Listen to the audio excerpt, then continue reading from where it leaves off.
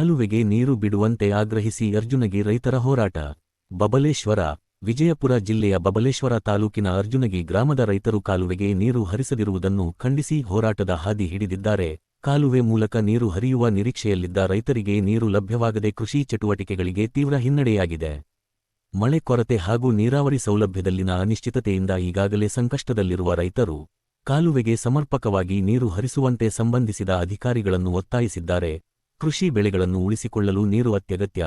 ಕಾಲುವೆಗೆ ನೀರು ಬಿಡದೆ ಅಧಿಕಾರಿಗಳು ನಿರ್ಲಕ್ಷ್ಯ ವಹಿಸಿದರೆ ರೈತರ ಬೆಳೆಗಳು ಒಣಗುವ ಪರಿಸ್ಥಿತಿ ನಿರ್ಮಾಣವಾಗಲಿದೆ ಎಂದು ರೈತರು ಆಕ್ರೋಶ ವ್ಯಕ್ತಪಡಿಸಿದ್ದಾರೆ. ಅರ್ಜುನಗಿ ಗ್ರಾಮದ ರೈತರ ಸಮಸ್ಯೆಯನ್ನು ಅಧಿಕಾರಿಗಳು ಕೂಡಲೇ ಗಂಭೀರವಾಗಿ ಪರಿಗಣಿಸಿ ಕಾಲುವೆಯ ನೀರು ಸರಬರಾಜಿನ ಸ್ಥಿತಿಗತಿ ಪರಿಶೀಲಿಸಬೇಕು. ನೀರು ಬಿಡುವ ವೇಳಾಪಟ್ಟಿ ಹಾಗೂ ಲಭ್ಯವಿರುವ ನೀರಿನ ಪ್ರಮಾಣದ ಕುರಿತು ರೈತರಿಗೆ ಸ್ಪಷ್ಟ ಮಾಹಿತಿ ನೀಡಬೇಕು ಎಂದು ಒತ್ತಾಯ ಕೇಳಿಬಂದಿದೆ. ರೈತರ ಹೋರಾಟ ತೀವ್ರಗೊಳ್ಳುವ ಮುನ್ನವೇ ಸಂಬಂಧಿಸಿದ ನೀರಾವರಿ ಇಲಾಖೆ ಅಧಿಕಾರಿಗಳು ಸ್ಥಳಕ್ಕೆ ಭೇಟಿ ನೀಡಿ ಸಮಸ್ಯೆ ಪರಿಶೀಲಿಸಿ ಕಾಲುವೆಗೆ ಸಮರ್ಪಕವಾಗಿ ನೀರು ಹರಿಸುವ ಮೂಲಕ ರೈತರ ಹಿತ ಕಾಪಾಡಬೇಕು ಎಂಬುದು ಗ್ರಾಮಸ್ಥರ ಆಗ್ರಹವಾಗಿದೆ. ರೈತರ ಪ್ರಶ್ನೆ ಒಂದೇ, ಕಾಲುವೆಯಲ್ಲಿ ನೀರು ಯಾವಾಗ?